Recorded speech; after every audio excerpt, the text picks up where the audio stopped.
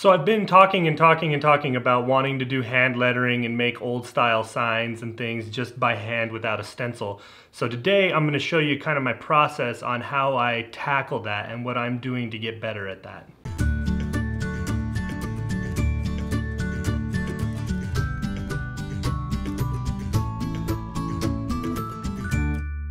My friend Aaron Clanton has some really awesome designs and things that he does with hand lettering and signs. He really captures that old vintage style look. If you guys need some inspiration, head over to his page. It's Salt City Vintage Made. I'll link it below so that you can find it. But I love his work and his designs, and that's kind of where I'm going. I'm trying to get to that point where I can achieve this look. One of the first things I ran into was where to start.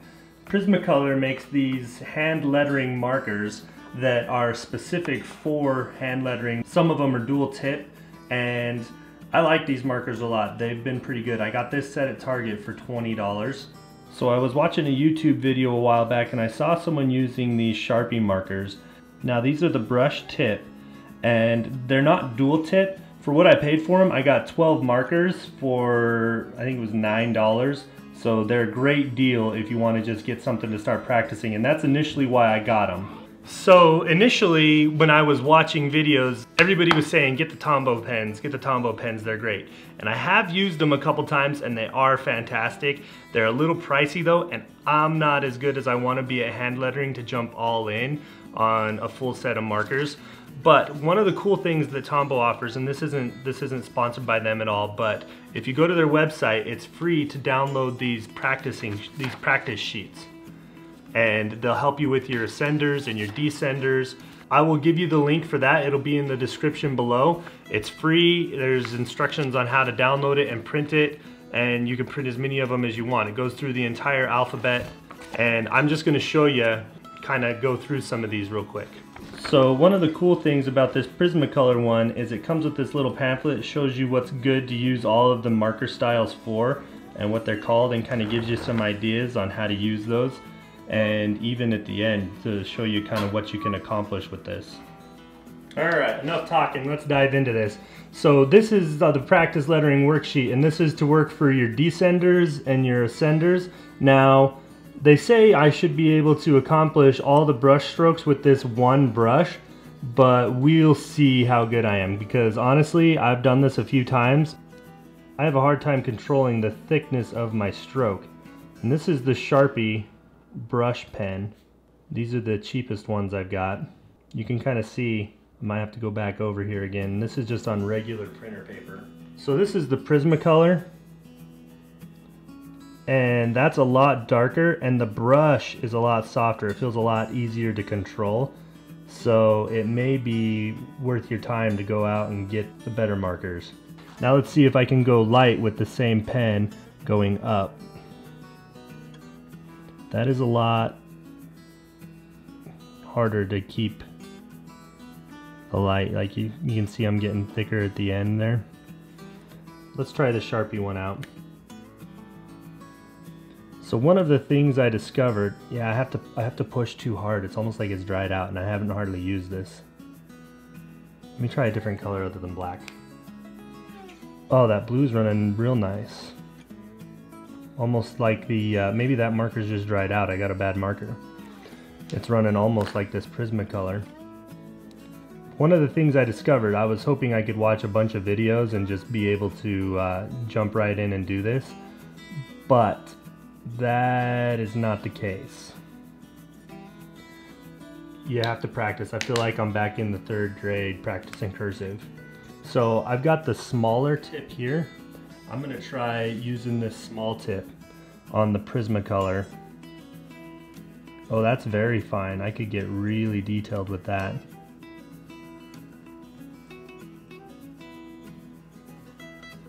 It's not as soft as the thick side of this. So this is more like the brush tip, and this is more like a detailer. So now let's see if I can do it with this one. Just go light and then thick. Ooh, that's going to take some practice. Hold my pen a little different. So I'm just barely putting any pressure on this upstroke. So you may be thinking, Zeb, why are you messing around? You're not even drawing letters. So there's a reason they have this. I tried to just get in. My cursive is okay. It's not nearly as amazing as my grandma's cursive is, because they used to make people practice hand lettering and handwriting and penmanship for hours and hours and hours a day. And that's not the case anymore. Our penmanship stinks. I'm really having to work at it and focus at my strokes and getting them right and the pressure on the pen. And I'll probably get all practiced up with these Prismacolors and then go get some Tombow pens and make the investment and not be able to use those because they'll be different. But you know, practice makes perfect. That's kind of what I'm trying to show you here. I'm gonna go ahead and show you a couple more, like the O's and things like that. Do some rounded letters instead of just straight lines, and we'll see if we can actually get a phrase, like a farmhouse phrase, out of this by the end of it here.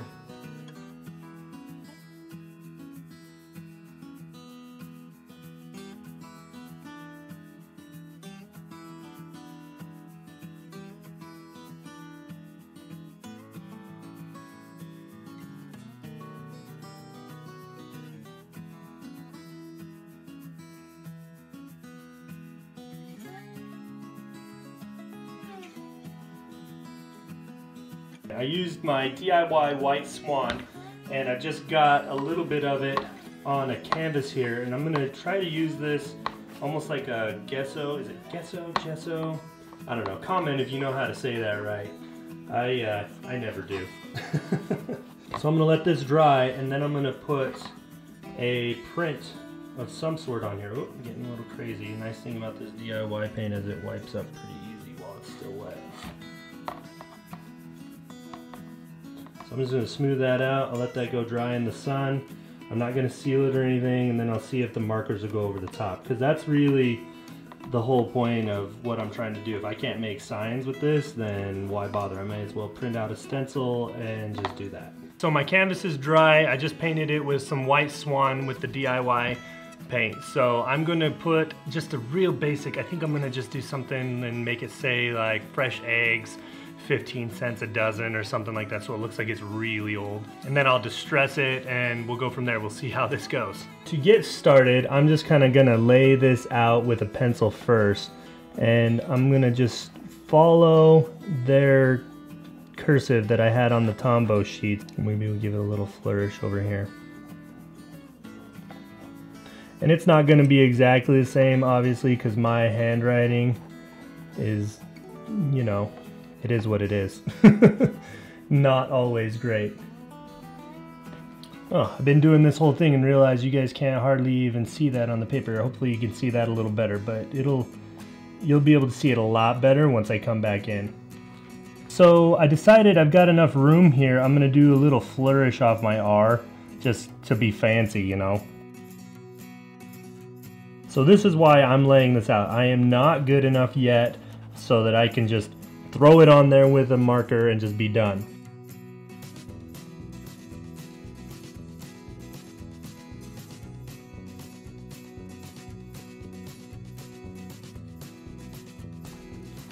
Alright, now I want eggs to be more blocky, almost like a Times New Roman. Let's see if I can get that figured out.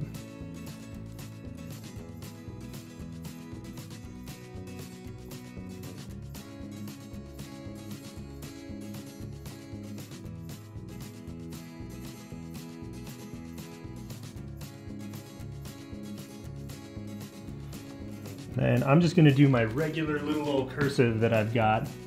This is what I learned back in the 3rd grade.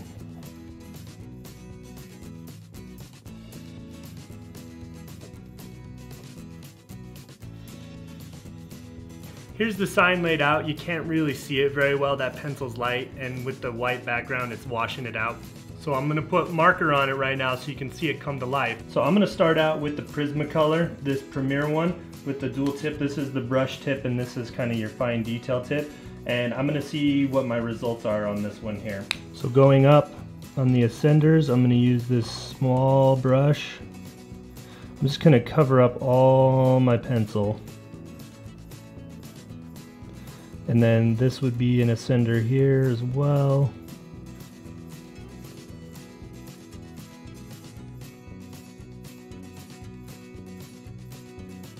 Okay, now I'm going to flip over to the thick side. See if we can make that look natural. Lifting as I go. I want this to be a little thicker. This stroke coming down. Be thick. And then I'm gonna switch over to this brush.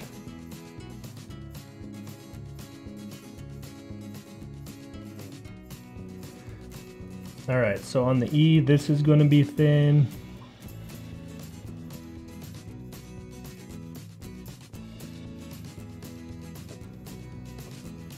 Let's see if I can do it with one brush. And then thick to thin. Oh, I like that better than switching. Okay, on the H. Thin. Oh, got a little thick. So we're gonna have to make it real thick coming down.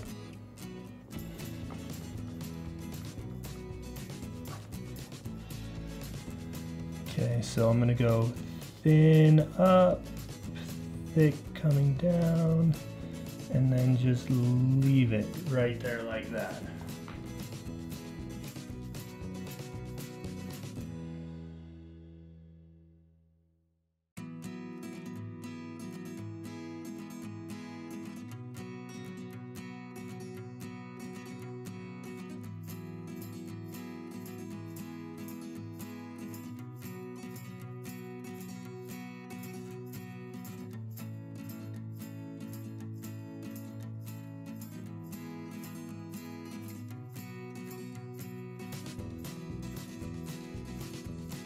Alright, so I've got the brush pen here, and I'm just gonna do the dozen.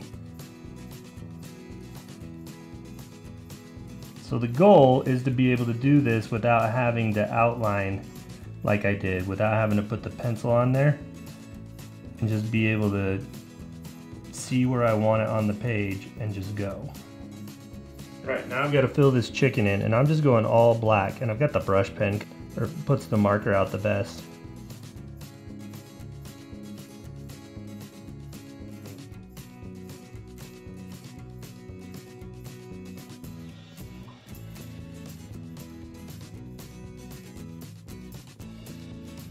Alright, so I've got my sign all done, and pretty simple, pretty basic. Took me probably about, I mean, if I wasn't filming this, it'd probably take me about 20 minutes in between dry time to get this done. I'm gonna wait for it to dry up and then I'll distress it a little bit, but I'm gonna also frame it. If you wanna see how I frame it, I'll link the video on how I do small frames on canvas signs and also on just regular wood signs too.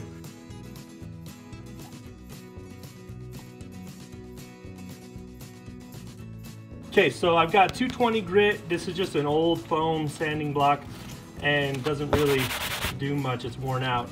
So I'm gonna use the 220, gonna scuff this up, maybe make it look like it's not quite so much like a marker. The nice thing about the DIY paint is that it powders off instead of smearing or getting gummy, and you can see where I had brush strokes, it just pulled up all that white through where I had put the marker on it, and you get this good kind of aged look. Alright, so the sign's all done, pretty simple. Even putting the frame on it, I'm all in probably 30 minutes on this. I think it'll get even faster with practice. I could just throw, instead of having to lay it out, I'll just throw the words and the letters on there in the style I want and ditch the pencil process and just go straight at it with a marker. And then the nice thing about it is if I mess up, I could always just repaint that part with the white paint. The DIY covers great. I used an old piece of salvage wood out of an old home for the frame. So obviously I'm not an expert at this yet. I'm just kind of showing you my learning process as I go. It wasn't too hard to get this pretty good looking sign. If your drawing skills aren't great, you could always just do a printout, cut it out, trace it, fill it in. I mean, it's just black, nothing special about the silhouette there.